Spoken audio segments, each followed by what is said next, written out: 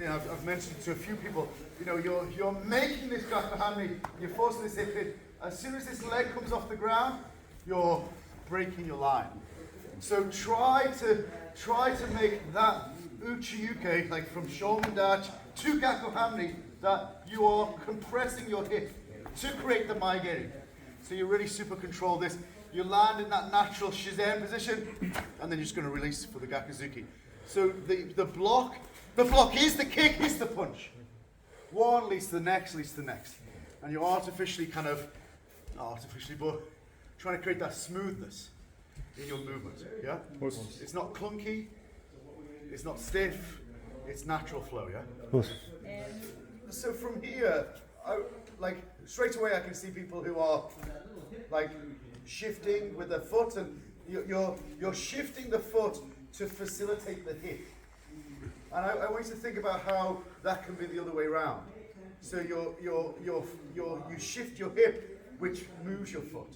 So like this sense of driving this hip forward, which is very similar to what we were doing with the gakuzuki yesterday, right? So this hip driving forward pulls this back.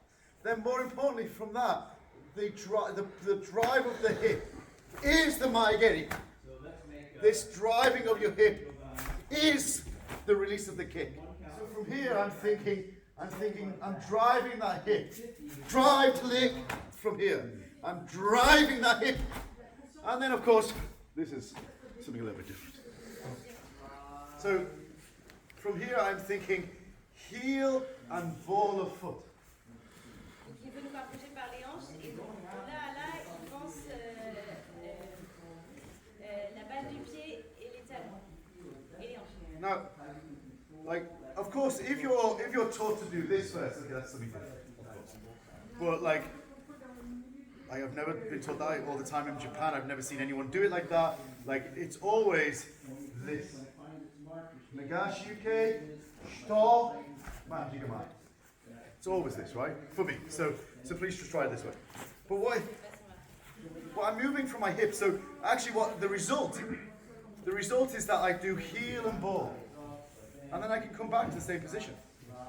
I can rotate down, rotate back. La raison pour laquelle il fait talon et base du pied, c'est qu'il peut partir dans cette position et revenir exactement dans la position de départ. That's not me moving my feet. That's just me moving from my hips, and my feet react to it. C'est pas moi qui bouge mes pieds, c'est moi qui bouge mes hanches et mes pieds réagissent. So in this case, it's left heel, right ball. You can orchestrate it a little bit at first. It should just happen kind of as a result, but left heel, right ball, rotate, and then from that point, drive, and then pull. From here, I've already punched gakuzuki. I want to push that hip in more as I take and suppress this attack. So I want to shift. I want to shift in. What I don't want to do is step and step. This is a bit like, like what we were doing yesterday with the second punch, where this leg is pushing, and we're moving this way. This is exactly the same. So I'm pushing that hip in whilst pushing this leg back. This is being defensive. This is being offensive. And I'm shifting in stance as I move forward. Sorry, this is not nukite. The only nukite in Shotokan Kata is this. Everything else is shito, shito, shito. Now, like a lot of people, they will straighten this technique.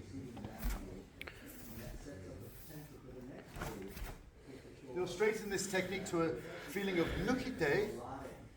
Because, this was like just reading Nakayama Sensei's best karate series. It's all there.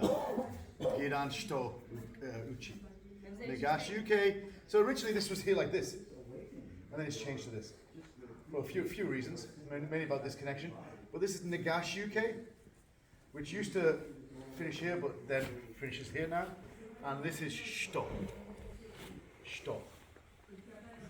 Okay, not Nukite. Understand? Now, if you have to, and I'll explain, I know why people do Nukite because competition grading. But it's entirely true. But one thing I would say to begin with is that you're punching, prepare without rotating your hip. Again, you can put your mind in your fist so easily because we've got so much control of our, and so where your fist goes, your body goes, your mind goes. And you're already prepared, rotated, and then this is a hollow block because there's no body mass behind it. So be very careful that you've still got your full ability to rotate in that block. Right. You're rotating with the punch, rotating with the block. Rotate, rotate. Not rotate, rotate, nothing. Right. Okay? Then, the other thing, what I do, a bit like the Manjiga My Turn, is that I'm just using my hip. So, as a result, heel and ball. Just my hip rotating in. And I go from Shizentai to kind of 3/4 length stance.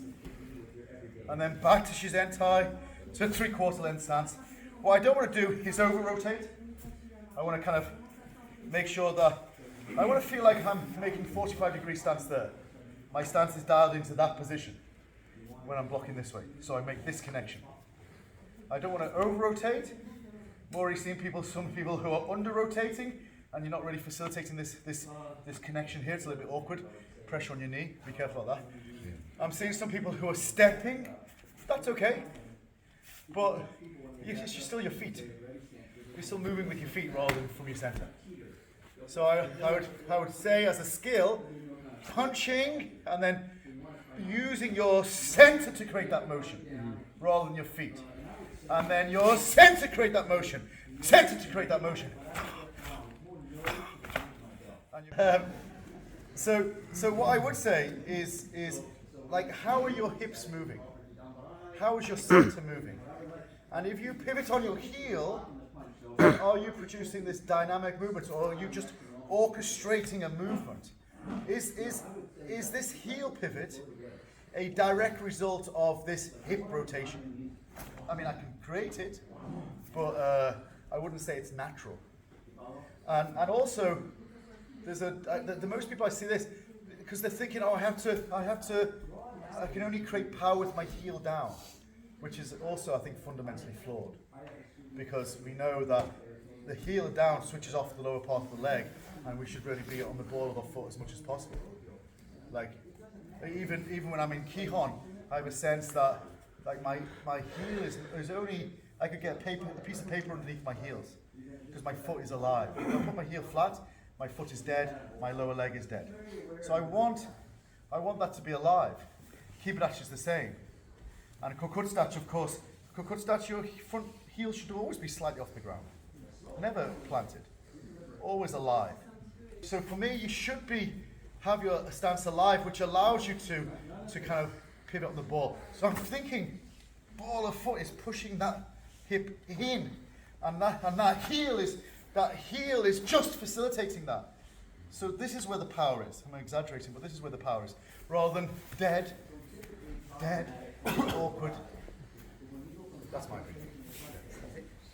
Yeah.